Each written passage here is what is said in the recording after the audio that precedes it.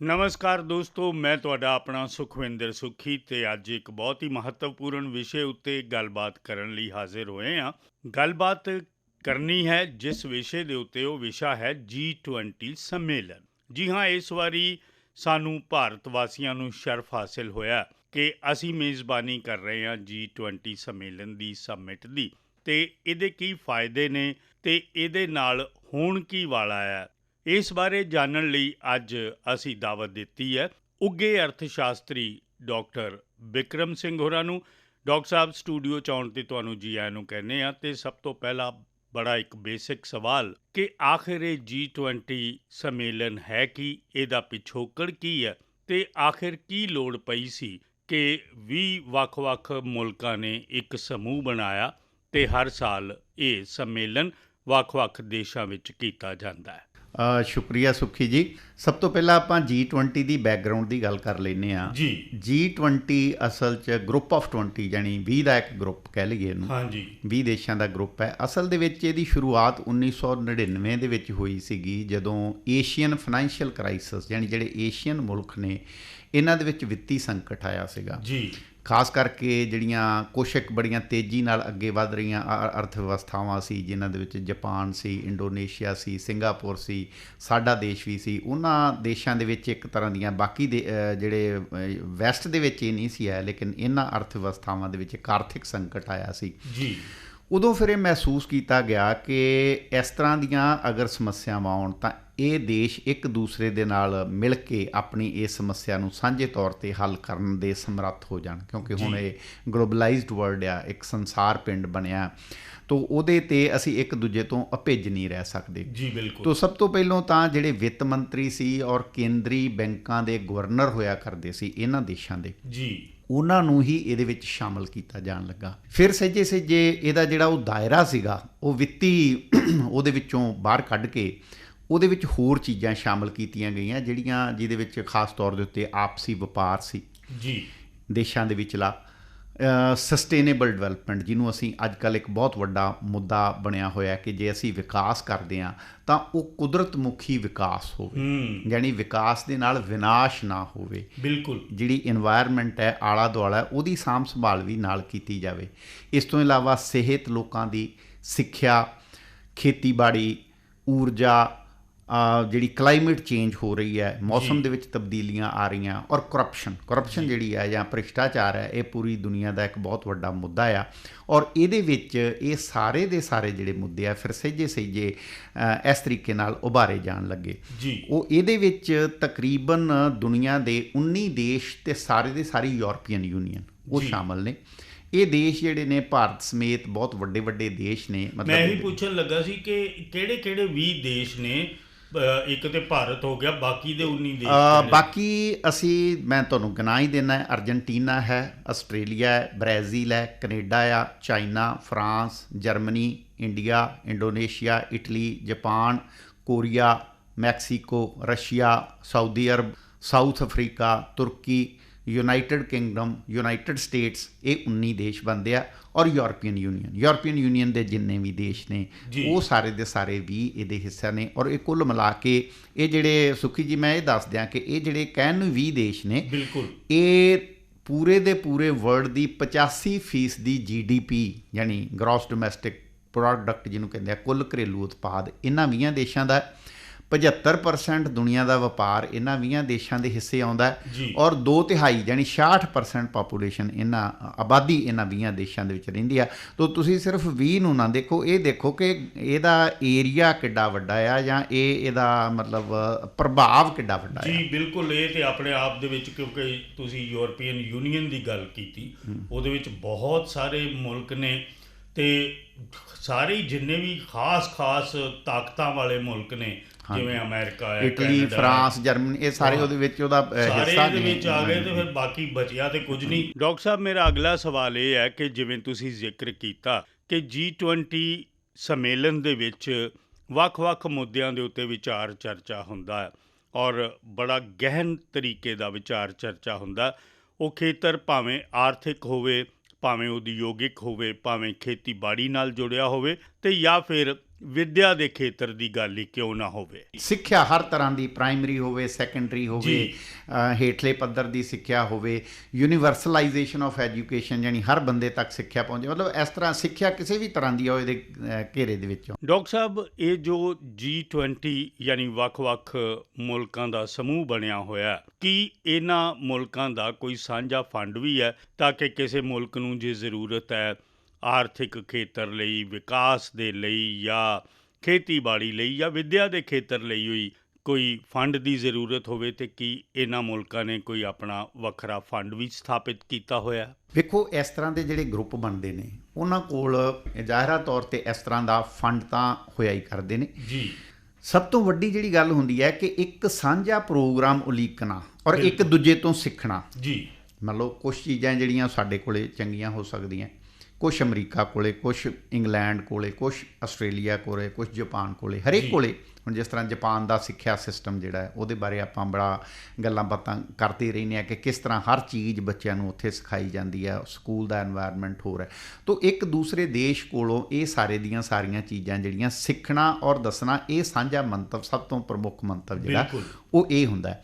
ਤੋ ਪਹਿਲੀ ਗੱਲ, ਜਿਹੜਾ G20 ਦੀ ਮੇਜ਼ਬਾਨੀ ਹਿੰਦੁਸਤਾਨ ਨੂੰ ਇਸ ਵਾਰੀ ਮਿਲੀ ਹੈ, ਵਾਕਈ ਇਹ ਬੜੀ ਮਾਣ ਵਾਲੀ ਗੱਲ ਹੈ, ਕਿਉਂਕਿ ਹਰ ਸਾਲ ਤਕਰੀਬਨ ਕੋਈ ਇੱਕ ਦੇਸ਼ ਜਿਹੜਾ ਹੈ ਸਮੁੱਚੇ ਤੌਰ ਦੇ ਉੱਤੇ ਇਹ ਮੀਟਿੰਗਾਂ ਜਿਹੜੀਆਂ, ਇਹ ਮੀਟਿੰਗ ਇੱਕ ਦੋ ਨਹੀਂ ਹੁੰਦੀ ਹੈ, ਮੀਟਿੰਗਾਂ ਦੀ ਲੜੀ ਹੁੰਦੀ ਹੈ। ਜੀ। ਹੁਣ ਤਾਈਂ ਤਕਰੀਬਨ ਜੇ ਅਸੀਂ ਗੱਲ ਕਰਨੀ ਹੋਵੇ ਤਾਂ ਜੇ ਇਹ ਦਸੰਬਰ 22 ਦੇ ਵਿੱਚ ਸ਼ੁਰੂ ਹੋਇਆ ਸੀ ਇਹ ਸਾਰਾ ਪ੍ਰੋਗਰਾਮ, ਔਰ ਸਤੰਬਰ 23 ਤੱਕ ਇਹ ਮੀਟਿੰਗਾਂ ਲਗਾਤਾਰ ਚੱਲ ਰਹੀਆਂ। ਜੀ। ਅਲੱਗ-ਅਲੱਗ ਗਰੁੱਪਾਂ ਦੀਆਂ, ਅਲੱਗ-ਅਲੱਗ ਸ਼ਹਿਰਾਂ ਦੇ ਵਿੱਚ, ਅਲੱਗ-ਅਲੱਗ ਕਸਬਿਆਂ ਦੇ ਵਿੱਚ ਇਹ ਮੀਟਿੰਗਾਂ ਜਿਹੜੀਆਂ ਕਰਵਾਈਆਂ ਜਾਂਦੀਆਂ। ਮੈਨੂੰ ਯਾਦ ਆ ਆਪਣੇ ਮਾਰਚ 23 ਦੇ ਵਿੱਚ ਉਹ ਸਿੱਖਿਆ ਸਮਿਟ ਸੀ, ਆਪਾਂ ਉਹਦੀ ਗੱਲ ਵੀ ਕਰਦੇ ਹਾਂ ਕਿ ਹੁਣ ਤੱਕ 41 ਸ਼ਹਿਰਾਂ ਦੇ ਵਿੱਚ 100 ਤੋਂ ਉੱਤੇ ਮੀਟਿੰਗ ਜਿਹੜੀ ਹੈ ਇਹਨਾਂ ਦੀ ਹੋ ਚੁੱਕੀ ਹੈ, ਔਰ ਸਤੰਬਰ ਤੱਕ ਇਹ ਮੀਟਿੰਗਾਂ ਦਾ ਸਿਲਸਿਲਾ ਜਿਹੜਾ ਉਹ ਜਾਰੀ ਰਹਿਣਾ। ਤੁਸੀਂ ਸਿੱਖਿਆ ਦੀ ਗੱਲ ਕੀਤੀ ਹੈ, ਸਿੱਖਿਆ ਦੇ ਵਿੱਚ ਹੁਣ ਤੱਕ ਜਿਹੜੀਆਂ 4 ਮੀਟਿੰਗਾਂ ਜਿਹੜੀਆਂ ਆ G20 ਦੇਸ਼ਾਂ ਦੀਆਂ ਹੋ ਚੁੱਕੀਆਂ, ਜਿਨ੍ਹਾਂ ਦੇ ਵਿੱਚੋਂ ਸਭ ਤੋਂ ਪਹਿਲੀ ਮੀਟਿੰਗ ਜਿਹੜੀ ਹੈ ਉਹ ਫਰਵਰੀ 23 'ਚ ਚੇਨਈ, ਜਿਹਨੂੰ ਪਹਿਲੇ ਅਸੀਂ ਮਦਰਾਸ ਕਹਿੰਦੇ ਸੀ, ਚੇਨਈ, ਉਸ ਜਗ੍ਹਾ ਦੇ ਉੱਤੇ ਹੋਈ ਸੀ। ਦੂਸਰੀ ਸਾਡੇ ਅੰਮ੍ਰਿਤਸਰ ਸਾਹਿਬ ਮਾਰਚ 23 ਦੇ ਵਿੱਚ ਹੋਈ ਸੀਗੀ। ਤੀਸਰੀ ਮੀਟਿੰਗ ਜਿਹੜੀ ਹੈ ਭੁਵਨੇਸ਼ਵਰ ਅਪ੍ਰੈਲ 23 'ਚ ਹੋਈ, ਔਰ ਚੌਥੀ ਕੁਛ ਦਿਨ ਪਹਿਲਾਂ ਪੂਨੇ ਮਹਾਰਾਸ਼ਟਰ ਦੇ ਵਿੱਚ ਜਿਹੜੀ ਸੰਪੰਨ ਹੋਈ ਹੈ। ਤੋ ਇਹ ਮੀਟਿੰਗਾਂ ਜਿਹੜੀਆਂ ਹੈਗੀਆਂ, ਇਹਨਾਂ ਦੇ ਵਿੱਚ ਪ੍ਰਮੁੱਖ ਤੌਰ 'ਤੇ 5 ਮੁੱਦੇ ਜਿਹੜੇ ਪਹਿਚਾਣ ਕੀਤੀ ਗਈ ਉਹਨਾਂ ਦੀ, ਔਰ ਉਹਨਾਂ 5 ਮੁੱਦਿਆਂ ਦੇ ਉੱਤੇ ਜ਼ੋਰ ਦੇ ਕੇ ਇਹ ਗੱਲ ਕੀਤੀ ਗਈ ਕਿ ਇਹਨਾਂ ਵੱਲ ਸਾਡਾ ਧਿਆਨ ਹੋਣਾ ਚਾਹੀਦਾ ਹੈ।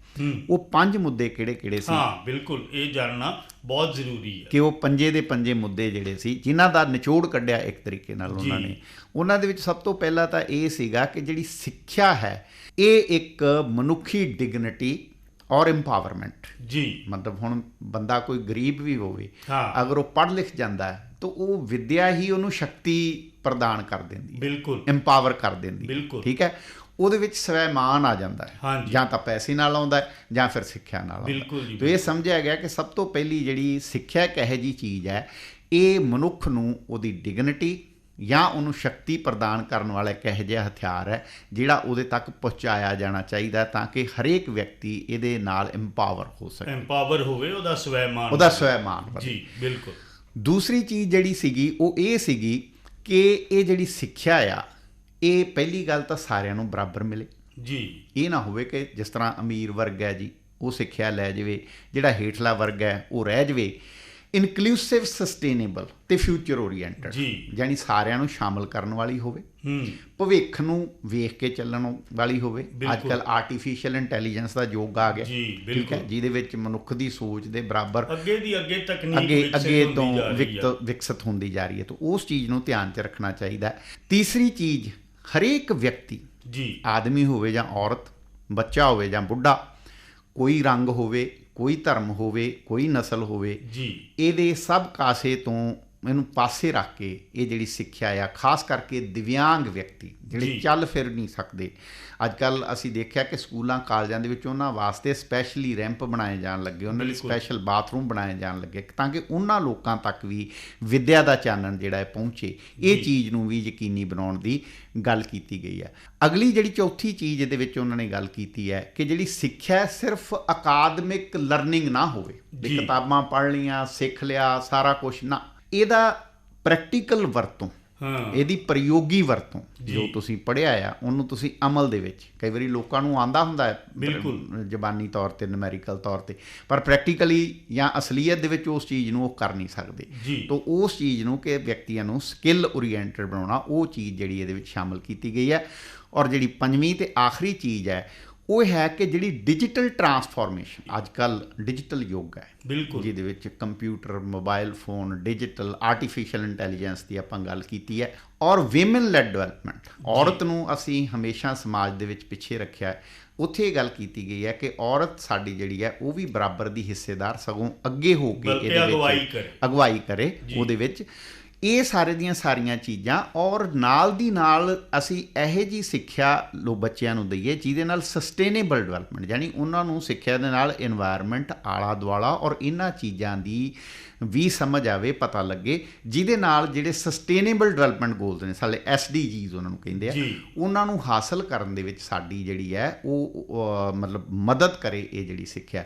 ਤੋਂ ਇਹ ਜਿਹੜੇ 5 ਮੁੱਦੇ ਸੀਗੇ ਮੋਟੇ ਤੌਰ ਦੇ ਉੱਤੇ, ਇਹਨਾਂ ਸਾਰੀਆਂ ਚੀਜ਼ਾਂ ਦੇ ਬਾਰੇ ਇਹ ਹਿੰਦੁਸਤਾਨ ਦੇ ਵਿੱਚ ਜਿਹੜੀਆਂ 4 ਮੀਟਿੰਗਾਂ ਹੋਈਆਂ ਉਹਦੇ ਬਾਰੇ ਗੱਲ ਕੀਤੀ ਗਈ। ਔਰ ਨਾਲ ਦੀ ਨਾਲ ਇਸ ਚੀਜ਼ ਦੇ ਉੱਤੇ ਜ਼ੋਰ ਦਿੱਤਾ ਗਿਆ ਕਿ 2030